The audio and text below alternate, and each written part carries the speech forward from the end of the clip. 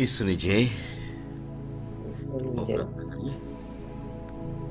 પિતા પરમેશ્વર, અમે તમારો આભાર માનીએ, તમે સ્તુતિ કરીએ છીએ આજના સુંદર દિવસ માટે. રોજનું રોજ નવું વચન આપી તમે એમને તમારા પ્રેમની ઓળખાણ કરાવો છો પ્રભુજી. આજે પણ તમે એક નવું વચન અમને આપવાના છો અને એ દ્વારા તમે અમારા વિશ્વાસને દ્રઢ કરવા માટે અમને શક્તિ આપો છો. બધું તમારો આભાર માનીએ છીએ પ્રભુજી. આ સમયને તમે પાવન કરો. જે પણ આ વચન સાંભળે આ સમયને પાવન કરી એ સર્વને તમે આશીર્વાદિત કરો પ્રભુજી. એ પ્રાર્થના અમે પ્રભુ ઈસુ ખ્રિસ્ત દ્વારા કરીએ છીએ. આમેન. માથીનો 17મો અધ્યાય અને 14 થી 20મી કડી. તેઓ લોકોના ટોળા પાસે પાછા આવ્યા ત્યારે એક માણસ ઈસુ પાસે આવ્યો અને ઘૂંટડીએ પડીને કહ્યું, પ્રભુ, મારા પુત્ર પર દયા કરો. તેને વાયનું દર્દ છે અને ભયંકર તાણ આવે છે. તેથી તે ઘણીવાર અગ્નિમાં કે પાણીમાં પડી જાય છે. હું તમારા શિષ્ય પાસે તેને લઈ આવ્યો, પણ તેઓ તેને સાજો કરી શક્યા નહીં. ઈસુએ જવાબ આપ્યો, ઓ અવિશ્વાસીઓ અને આળા લોકો, ક્યાં સુધી મારે તમારી સાથે રહેવું? ક્યાં સુધી મારે તમારું ચલાવી લેવું? છોકરાને મારી પાસે લઈ આવો. ઈસુએ દુષ્ટ આત્માને ધમકાવ્યો. તેથી તે છોકરામાંથી નીકળી ગયો અને તે જ ક્ષણે છોકરો સાજો થયો. ત્યાર પછી શિષ્યો ઈસુની પાસે આવ્યા અને ખાનગીમાં પૂછ્યું, શા માટે અમે તે દુષ્ટ આત્માને કાઢી શક્યા નહીં? ઈસુએ જવાબ આપ્યો, તમારા વિશ્વાસની ઉણપને લીધે. હું તમને સાચે જ કહું છું, જો તમારામાં રાઈના દાણા જેટલો વિશ્વાસ હોય તો તમે આ પર્વતને કહી શકશો, અહીંથી ત્યાં ચાલ્યો જા, અને તે ચાલ્યો જશે. એ રીતે તમે સર્વ કંઈ કરી શકશો.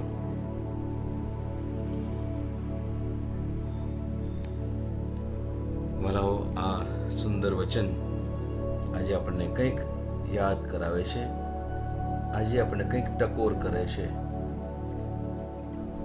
અને એ ટકોર આપણા વિશ્વાસ ઉપર છે. મારા વાલાઓ, આજે આપણે વિચાર કરવું પડશે કે હું પ્રભુ આગળ આવું છું, હું પ્રભુનું વચન વાંચું છું, હું મારા મોઢેથી બોલું છું કે પ્રભુ, હું તમને પ્રેમ કરું છું, હું તમારો વિશ્વાસ કરું છું, પણ ખરેખર હું દિલથી માનું છું કે કેમ? આ બે બાબતો એ વિશે મલાવો કે આપણે ઘણીવાર મોઢાથી તો બોલતા હોઈએ, પણ એને દિલથી જો માનીએ નહીં તો ક્યાંક ને ક્યાંક આપણે એ વિશ્વાસમાં ઊણા ઉતરતા કહેવાઈએ. સાથે સાથે બીજી પણ એ બાબત છે કે ઘણીવાર આપણે પ્રભુ પાસે આવીને માંગીએ છીએ અને માંગવા છતાં પણ કદાચ એ બાબત આપણને મળતી નથી અથવા એમાં વિલંબ થાય છે. અને આવું થતાં બે પ્રકારના વ્યક્તિઓ એને એ રીતે લે કે પ્રભુ મારી પ્રાર્થના સાંભળતા નથી, પ્રભુ મને પ્રેમ કરતા નથી, અને આવા અવિશ્વાસ અને ભ્રમથી આપણે પ્રભુથી દૂર થઈ શકીએ. અને બીજી વ્યક્તિ જે પ્રભુમાં પુષ્કળ વિશ્વાસ કરે છે એ રીતે લે છે કે કશો વાંધો નહીં પ્રભુ, મેં તો પ્રાર્થના કરી દીધી, મેં દિલથી વિશ્વાસ પણ કર્યો, અને પ્રભુ તમારે જ્યારે તમને યોગ્ય લાગે ત્યારે મારી પ્રાર્થના પૂરી કરો.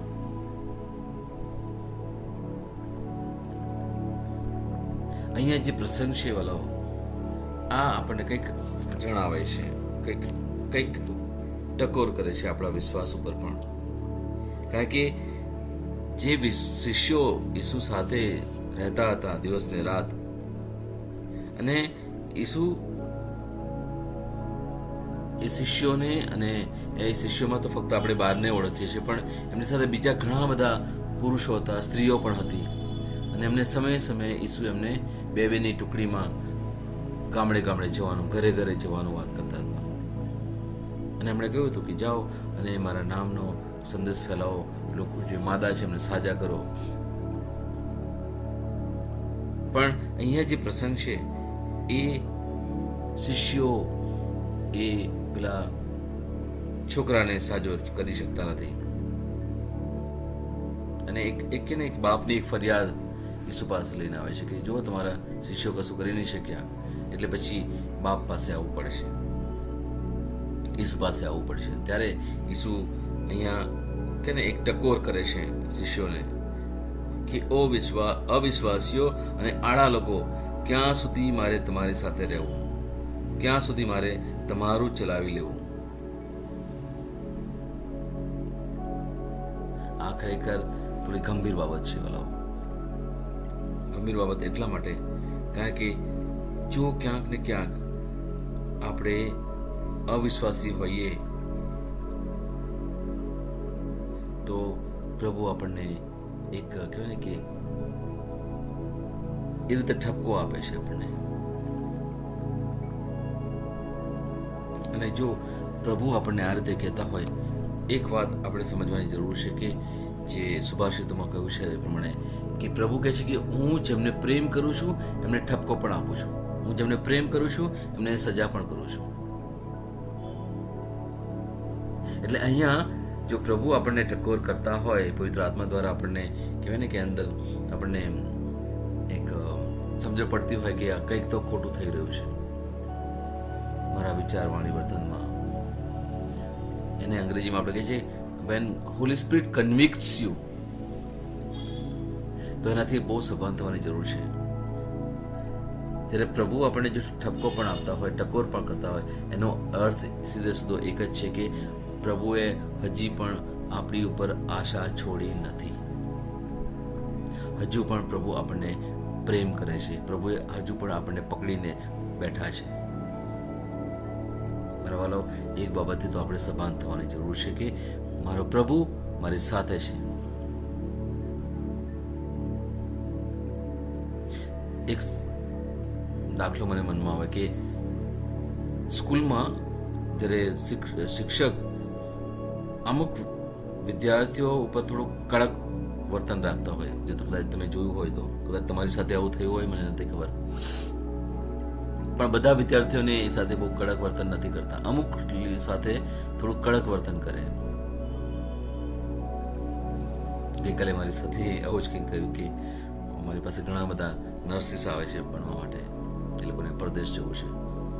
અને એમાં એક સ્ટુડન્ટ છે જે ગુજરાતી મીડિયમમાં છે, એટલે ભણીને આવે ઘણા વર્ષોથી. અને હવે આ જે પરીક્ષા છે ઓઈટી કરીને, અને એ છે અંગ્રેજી મીડિયમમાં. હવે એમને અંગ્રેજી બોલતા નથી ફાવતું, સ્પેલિંગમાં તકલીફ થાય, ઘણી બધી બાબતોમાં નબળા છે. એટલે મેં થોડી ટકોર કરીને વાત કરી તો તરત જ એ બહુ જ કે નહીં લાગણીશીલ થઈ ગયા. પણ પછી મેં એમને કહ્યું કે તમે ફક્ત 3 મહિના માટે નહીં, પણ હું તમને વધારે સમય આપીશ, પણ હું તમને છોડીશ નહીં. તમારે રડવું હોય તો રડો, કે જે કંઈ કરવું હોય કરો, પણ હું જોઈશ કે તમે આ ઓઈટી પાસ કરીને જાઓ. કારણ કે એમના હસબન્ડ ત્યાં યુકેમાં પરદેશમાં છે.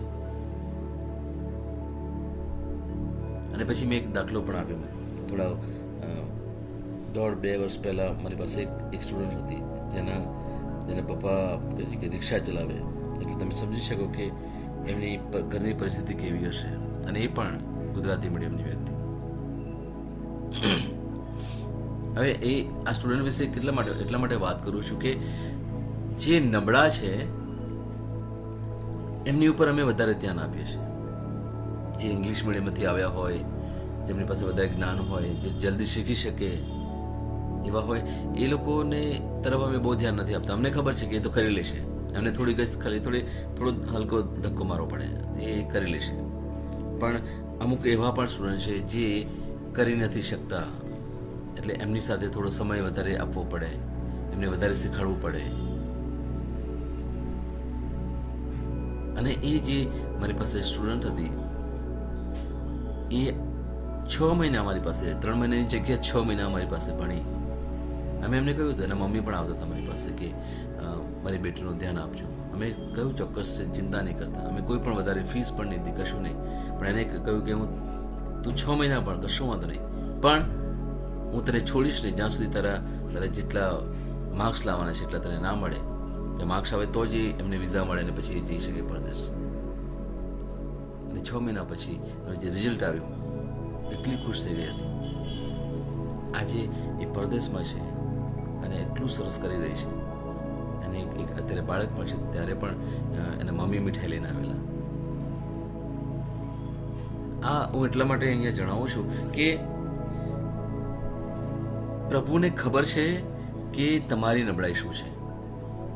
પ્રભુને બધી ખબર છે આપણે કેવી પરિસ્થિતિમાંથી પસાર થઈ રહ્યા છીએ. અને એટલા જ માટે ઘણીવાર પ્રભુ આપણને બહુ પ્રેમથી વાત કરશે, ઘણીવાર પ્રભુ થોડા કડક પણ થશે. આપણે એક બાબત સમજવાની બહુ જરૂર છે કે મારો પ્રભુ ભલે મને પ્રેમથી બોલાવે, ભલે મને કડકાઈથી મારી સાથે વર્તન કરે, પણ એક વાત તો ચોક્કસ કે મારો પ્રભુ મને બહુ જ પ્રેમ કરે છે, મને છોડ્યો નથી. આ બાબતથી આપણે ગર્વ લેવાની જરૂર છે. આ બાબતથી આપણે પ્રભુનો બહુ જ આભાર માનવાની જરૂર છે કે અમુક એવા પણ છે જડ મનના કે હવે મને જરૂર નથી, હું કરી લઈશ. પ્રભુ મને પ્રેમ નથી કરતા, મારી પ્રાર્થના નથી સાંભળતા. એવા પણ ઘણા લોકો છે જેને પછી પેલો શૈતાન પકડી લે. જ્યારે શૈતાન જો પકડી લે તો સમજી લેજો કે પછી બહુ તકલીફ પડે. વાલાઓ, આપણો પ્રભુ બહુ જ પ્રેમાળ છે. અને જો તમને ટકોર પણ કરતા હશે ક્યારેક સમયે તો સમજી લેજો કે એ હજુ પણ તમને પ્રેમ કરે છે, તમારી પર હજુ પણ આશા રાખી છે. આપણે જેમ પ્રભુ પર આશા રાખીએ છીએ એમ પ્રભુ પણ આપણી પર આશા રાખે છે. મારા વાલાઓ, યાદ રાખજો. ચિંતા નહીં કરતા, બે બાકડા નહીં થતા. એ પ્રભુને જેમ પ્રભુ આપણને પકડીને વળગી રહ્યા છે, જેમ આપણે પણ પ્રભુને વળગી રહેવાનું છે. વાલાઓ, નાસીપાસ ના થઈએ. વાલાઓ, ક્યારેય પણ નાસીપાસ ના થઈએ. એ શિષ્યોને જો તમે જોતા હશો કે એ ટકોર પણ કરે છે. તમે એક પ્રસંગ એવો છે જ્યાં પિતરને પણ ઠપકો આપે છે, પણ એ પિતરને વડો બનાવે છે કે હવે તું સુકાન સંભાળ, તું મારા શિષ્યોને, બીજા જે ઘણા લોકો છે એ લોકોને તું હવે સમજાય અને એ લોકોને પણ હવે તું તૈયાર કર મારા સંદેશવાહકો માટે. એ જ પિતરને આજે આપણી સાથે પણ પ્રભુ આ રીતે વાત કરતા હોઈ શકે. સમજવાની જરૂર છે વાલાઓ, સમજવાની ખરેખર જરૂર છે કે આપણો પ્રભુ પ્રેમાળ તો છે ચોક્કસ, પણ ઘણી વાર આપણને ઠપકો પણ આપે. મા બાપ બધા બાળકો ઘરમાં હશે, તમે જોતા હશો, તમે જો માતા પિતા હશો તમે પણ આ અનુભવ કર્યો હશે, અથવા તમે નાના હશો ત્યારે તમે પણ અનુભવ કર્યો છે કે આપણા મા બાપ ઘણી વાર બહુ જ કડક રીતે આપણી સાથે વર્તન કરે. કેમ? એવું નથી કે આપણા દુશ્મન છે, ના, ક્યારેય નહીં. એ હંમેશા છે કે આપણે સાચા બનીએ, સારા બનીએ, સાચા રસ્તા ઉપર ચાલીએ. એવું જ કંઈક આપણા ઈશ્વરીય બાપનું છે. આપણા ઈશ્વરીય બાપ આપણે પુષ્કળ પ્રેમ કરે છે, એટલા જ માટે એ ઠપકો આપે છે. એટલા જ માટે એ આપણા હાથ પકડીને સાચા રસ્તા પર ચલાવવા માટે રોજ ને રોજ આપણને એમનો પ્રેમનો અનુભવ કરાવે છે. આ સુંદર પ્રસંગ છે, સુંદર પ્રસંગ છે વાલા. ભલે આપણાથી ના થયું, શિષ્યોથી ભલે ના થયું, પણ એક પ્રસંગ એવો છે જ્યારે એ લોકો પાસે જાય છે એટલે સુધી કે જ્યારે પિતર જ્યારે રસ્તા પર ચાલતા હતા, એમના પડછાયાથી લોકો સાજા થઈ જતા હતા. તમે પ્રેષિતોના ચરિત્રો વાંચો ને, એક્ટ્સ ઓફ અપોસ્ટલ તમે વાંચો તો તમને ખબર પડશે કે શિષ્યોના પડછાયાથી લોકો સાજા થઈ જાય, એમને કશું કરવાની જરૂર પણ ના પડે. એ શું બતાવે છે કે એમની ઉપર ઈશ્વરનો કેટલો બધો પ્રેમ છે, કેટલો બધો પ્રભાવ છે. એ કેટલા તો આધ્યાત્મિકતામાં ઊંચા વધી ગયા કે લોકો એમની પાસે આવતા હતા, લોકો એ પોતાના કે જીવન બદલી કાઢ્યા. જ્યારે તમને જો પ્રસંગ ખબર હોય, જ્યારે પવિત્ર આત્માનું આગમન થયું અને ત્યારે પિતર જ્યારે બહાર આવીને જ્યારે પ્રચાર કરે છે અને ત્યારે 3000 લોકોએ એ જ સમયે પ્રભુ ઈસુને અપનાવી લીધા. જે પિતરને ઠપકો આપતા હતા, આજે એ જ પિતર આજે પ્રભુનું કામ કરે છે. તમે બીજો એક પ્રસંગ તો તમને ખબર હોય, સાઉલ જેનું નામ હતું પહેલા, અને પછી એ જ્યારે પ્રભુમાં આવી જાય છે તેમનું નામ પાઉલ થઈ જાય છે. અને પાઉલના ઘણા બધા પત્રો આપણે જોઈએ છીએ, રોમનોને લખેલા, હિબ્રુઓને લખેલા, કરંથીને લખેલા, એફેસસને લખેલા ઘણા બધા પત્રો છે એવા. એ સંત પાઉલના જે પત્રો છે, એ સંત પાઉલનું જીવન કેવું જીવન જીવતા હતા.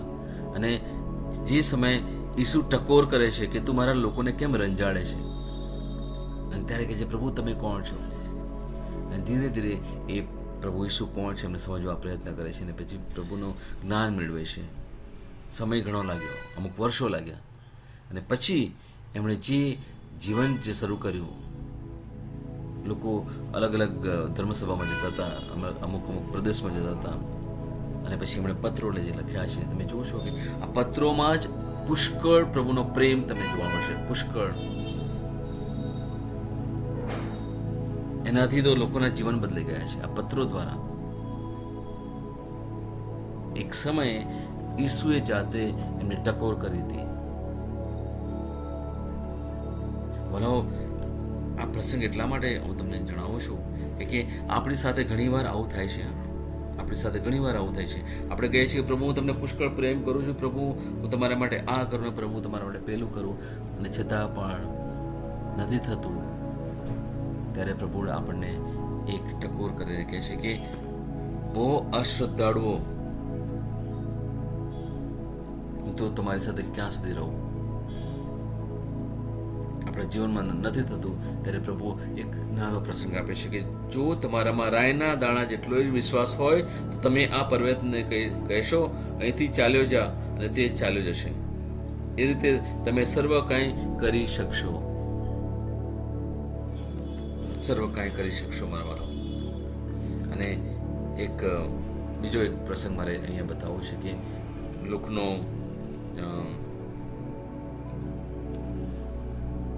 પ્રસંગ છે, હું તમને જણાવું છું. 18મો અધ્યાય અને એનો 8મી કડી, 18 અને 8 લોકમાંથી તમને કહું છું કે હું તમને કહું છું કે તે તેમની તરફેણમાં વિના વિલંબે ન્યાય કરશે, પણ માનવ પુત્ર પૃથ્વી પર આવે ત્યારે તેને વિશ્વાસ જળશે કે કેમ. આ ઈસુ લોકોને કહે છે. ઈસુ અહીંયા વાત કરે છે કે જ્યારે પ્રભુ ઈસુનું આગમન થશે, આપણને ખબર છે પ્રભુ ઈસુ એકવાર પાછા આવશે. જેવી રીતે એ સ્વર્ગમાં ગયા છે એવી જ રીતે એકવાર પાછા આવશે. અને અહીંયા આ એક પ્રશ્ન પ્રભુ રજૂ કરે છે. એ કદાચ પ્રશ્ન આપણા માટે પણ હોઈ શકે કે જ્યારે એ પાછા આવશે ત્યારે એમને વિશ્વાસ મળશે કે કેમ. આજે આપણે દુનિયામાં જે જોઈ રહ્યા છે વલાઓ, આપણે ઘણીવાર લોકોના જીવન જોઈને આપણે ખરેખર દુઃખ થાય. આ શૈતાનનું કામ છે. સારા લોકો સારા છે, એમના હૃદયમાં પણ લાગણીઓ સારી છે, પણ શૈતાન એ લોકોને એવા તો ભ્રમમાં મૂક્યા છે, એવી શંકા અને અવિશ્વાસથી એ લોકોને તૈયાર કર્યા છે, જેથી એ લોકો સાચા અર્થમાં સાચું જીવન જીવી નથી શકતા.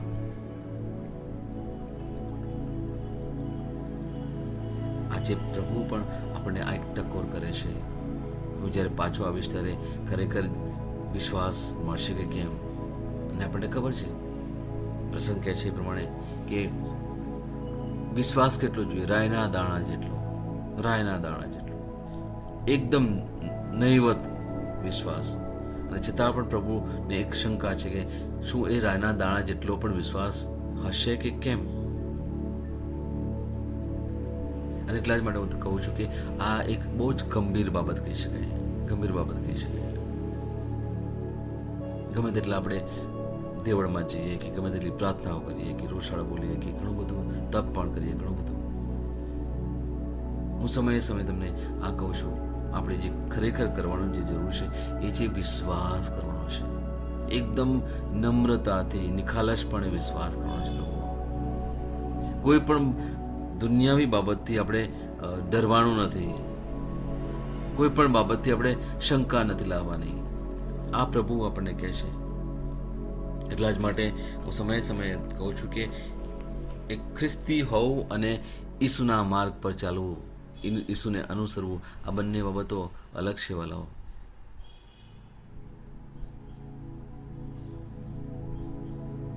જો આ જલ્દી નહીં સમજીએ તો પછી કદાચ મોડું થઈ જાય. પ્રભુ આપણને અલગ અલગ જે જીવન આપ્યું છે, જે રોજબરોજ આપણી સાથે થઈ રહ્યું છે, એ દ્વારા આપણને કંઈક બતાવવા પ્રયત્ન કરે છે કે ભલા તું મારી સાથે જોડેલો રહે, તું મારી સાથે જોડેલી રહે, તું ચિંતા ના કરીશ. કારણ કે ચિંતા જ્યાં છે ત્યાં પ્રભુ નથી, જ્યાં શંકા છે ત્યાં પ્રભુ નથી, ત્યાં પેલો બીજો કોઈ વ્યક્તિ છે, એ શૈતાન. અને શૈતાનને ખબર છે આપણી નબળાઈઓ શું છે. જે સમયે આપણે પ્રભુ પર અવિશ્વાસ મૂકીએ એ જ સમયે પેલો શૈતાન આપણને પકડવા માટે તૈયાર છે.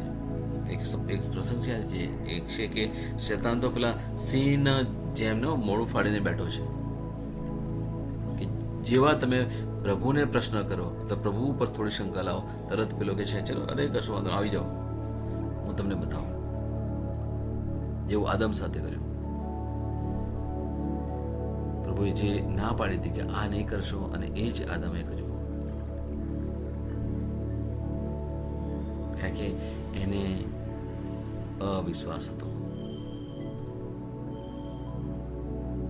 એ પ્રસંગ આપણે ફરી એકવાર સુંદર રીતે જોઈશું, અને એ જે કંઈ થઈ ગયું ત્યાં એદનવાડીમાં એના વિશે આપણે જોઈશું, જેથી આજે પણ આપણામાં આ અમુક વૃત્તિઓ હજુ પણ છે.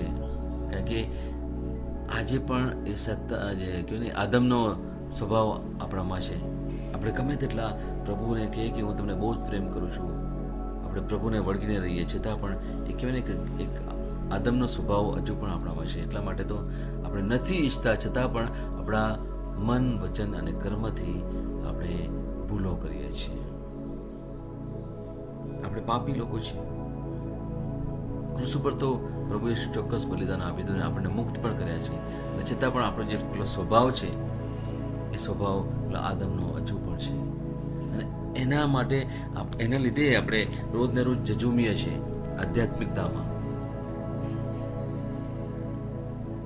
જેટલા પણ લોકો ઈસુને સાચા અર્થમાં અનુસરવા પ્રયત્ન કરે છે એ લોકોની સાથે આ એક ચાલે છે, એક યુદ્ધ ચાલે છે. આપણે જે મોટો વિષય છે એ પ્રમાણે મન એક યુદ્ધ ભૂમિ, અને એ આપણા કહીએ ને કે અંત સુધી આ રહેશે. અને એટલા જ માટે આપણો રોજનો રોજ જે પ્રયત્ન હોવો જોઈએ કે હું સભાન થઉં, સમાન થઉં. મારા કે શરીરની આંખો તો છે જ, પણ સાથે સાથે અંતરની આંખો અને મારા અંતરના કાન ખુલ્લા રાખું, જેથી મને ખબર પડે કે હું સાચા અર્થમાં પ્રભુના રસ્તા ઉપર ચાલી રહ્યો છું કે કેમ. આ આપણો આ રોજનો પ્રસંગ કહેવાય, રોજનું કાર્ય કહેવાય. એટલે ક્યારે પ્રભુથી દૂર ના થવાય, એનાથી આપણે સભાન થવાની જરૂર છે. બોલો, આપણા તર્ક વિતર્ક ના ચાલે. એ કરી લઈશ, થઈ જશે, થઈ ગયું, કે પ્રભુ તો મને બચાવી લેશે. ના વાલાઓ, ના વાલાઓ, બહુ જ ગંભીર બાબત છે. મને તો સ્વર્ગ મળી ગયું. આપણા પ્રયત્નો હોવા જોઈએ, રોજના રોજ. આવો આપણે પ્રભુને પ્રાર્થના કરીએ કે પ્રભુ મને તમે એવું તો બળ આપો, એવું તો હિંમત આપો કે પ્રભુ હું તો બહુ જ નબળો છું. તમને ખબર છે વાલાઓ, આપણને ખબર છે આપણું વર્તન કેવું હોય છે, આપણી વાણી કેવા હોય છે, આપણા વિચારો કેવા હોય છે. અને એટલા જ માટે આપણને પ્રભુની જરૂર છે. પ્રભુ વગર આપણે શું કે સાચા અર્થમાં સાચું જીવન જીવી ના શકીએ. એટલા જ માટે આપણને પ્રભુ ઈસુની જરૂર પડે. આપણે રોજ નવો દિવસ શરૂ કરીએ છીએ પ્રભુના સાનિધ્યમાં, પ્રભુના વચનથી. એ પ્રભુની એક દેન કહેવાય. પ્રભુએ આપણને એટલા તો આશીર્વાદિત કર્યા છે કે આપણને એ ક્યારે છોડશે તો નહીં, ક્યારેય નહીં છોડે, ત્યાં સુધી આપણે એમને વળગી રહ્યા છીએ.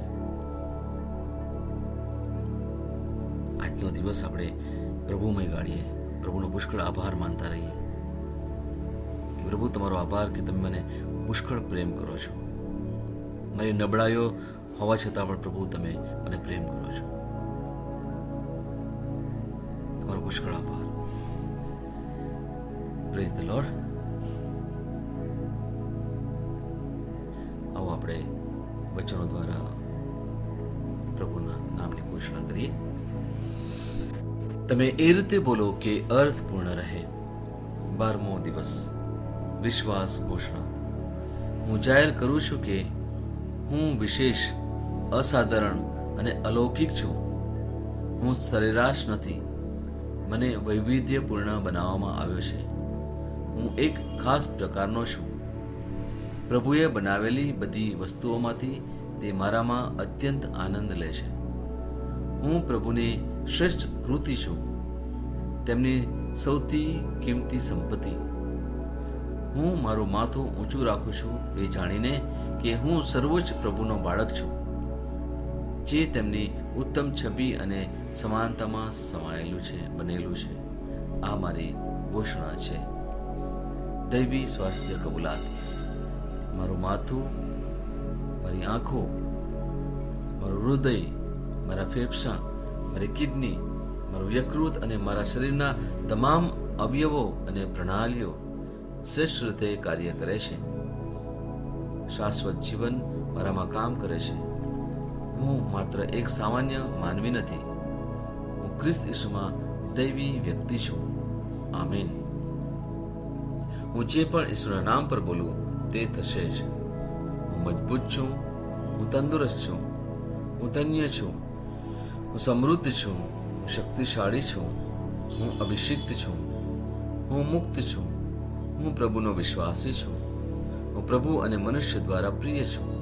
હું જે જોઉં છું તે નથી બોલતો, પણ જે જોવા માંગુ છું તે બોલું છું. હું એક અવિભાજ્ય બીજ છું. હું મારા પ્રભુના ઘરમાં સારી જમીન પર રોપાયો છું. હું મારા ઈશ્વરની વાડીમાં નારિયેળના ઝાડની જેમ ફૂલું ફાલું છું. હું ખરા સમયમાં મબલક પાક આપું છું. હું પ્રભુમાં તાજા લીલા વૃક્ષો જેવો છું. હું વૃદ્ધાવસ્થામાં પણ ફળદાયક રહીશ. મારા પાન કદી નહીં કરમાય. હું જે પણ પ્રભુ ઈસુના નામમાં કામ કરીશ તેમાં સફળ થઈશ. ઈસુના નામમાં વસ્તુઓ હંમેશા મારા માટે કામ કરી રહી છે. હું ખ્રિસ્ત ઈસુમાં દરેક આત્મિક આશીર્વાદ મેળવનાર છું.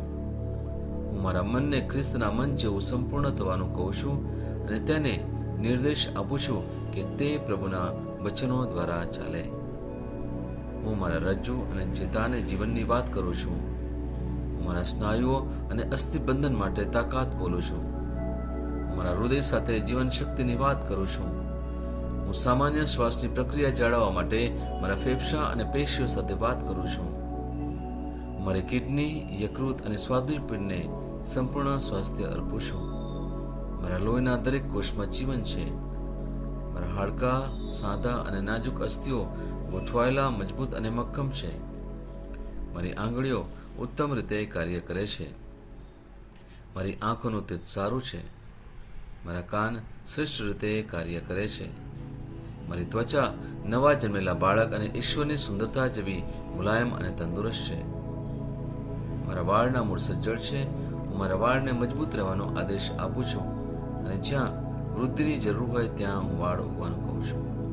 મારા દાંત, અવાળા, જડબા, રક્તવાહિની બધું જ સ્વસ્થ, મજબૂત અને સંપૂર્ણ છે.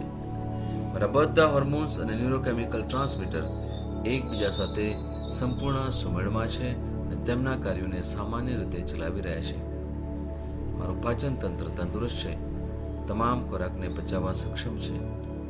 હું ખ્રિસ્તની આજ્ઞા પાલનમાં તમામ પ્રકારના વ્યસનો, માદક દ્રવ્યો, ખાવું પીવું, મીડિયા, વિલંબ, ગપશપ, આળસ, અતિશય ઊંઘ, સુસ્તી, અનિવાર્ય ખરીદી અને દરેક પ્રકારનો અતિશય વપરાશ તમામને કાબૂમાં લઉં છું. જેમ ઈસુ છે તેવો જ હું છું. મારી પ્રજનન પ્રણાલી પૂરતી માત્રામાં અને સારી ગતિશીલતા દ્વારા શુક્રાણુનું ઉત્પાદન અને જમા કરી રહી છે. બહેનો માટે મારી પ્રજનન પ્રણાલી સમયસર ઈંડા કોષો ઉત્પન્ન કરે છે તથા જન્મ સુધી ગર્ભનું રક્ષણ અને પોષણ કરે છે. મારા અંગની દરેક પેશીઓ સંપૂર્ણ રીતે કાર્ય કરે છે અને હું મારા શરીરમાં કોઈ પણ ખામી કે ખોડખાપણને નકારું છું. મારી સંપૂર્ણ માનવ શરીર રચના અને શરીર વિજ્ઞાન ખ્રિસ્ત ઈસુમાં પૂર્ણ થયેલ છે. ઈસુના નામે હાલેલુયા, આમીન. ઈશ્વર પિતા મને પ્રેમ કરે છે, હું જાણું છું. ઈશ્વર પુત્ર મને પ્રેમ કરે છે, હું જાણું છું. ઈશ્વર આત્મા મને પ્રેમ કરે છે, હું જાણું છું. ઈસુની જય. તમે અનમ્યુટ કરી શકો, અન્ય ભાષામાં બોલીએ. Hallelujah, hallelujah, hallelujah, hallelujah, hallelujah, hallelujah, hallelujah, hallelujah, hallelujah, hallelujah, hallelujah, hallelujah, hallelujah, hallelujah, hallelujah, hallelujah. Hallelujah, hallelujah, hallelujah, hallelujah, hallelujah. Praise you, praise you, praise you, Jesus. Thank you, Jesus. Praise you, Lord. Hallelujah, hallelujah, hallelujah, hallelujah, hallelujah, hallelujah. Hallelujah, la karama shabakara bakere kere shekere be shekere berba la karama shekere tere be shekere biba lebere be shekere be shara la karama shala karama shekere be shere be shere be karama shekere. Hallelujah, rabba shabaraba karama shekere be shekere be kere kere be shekere bala karama shekere bita la baraba kere be shekere bala karaba shabara tere he kere be shekere be kero kore me kara la rabba shabaraba shekere be kara be tere me shetu be baba ke la rabara bakhere bakhara hokene me shebe rabatere be shekere la ra shabara ba shekere be shebara kurma shitebe le ra shekere mala karama sothene me haraba kote me labare ke dei rabara bala karama sothana makir be shiraba tor me tere be shekere be kurma shotari le rabala karama shor bakhre be shama tor me tere be rabagla rama kete me shodi ra tar ba shari kerbe shli karwa ke ne vetale labara ba shabara karama shabala karama sothre me here be karwa sholi kerbe tare rabara ba shibere kerba shabala karama shodne harba shedar me kerba shadre labara ba shabara ba shikir be ra mator me halikra lari harwa sharba shor bakhne me shidawar to lekar ma shidayara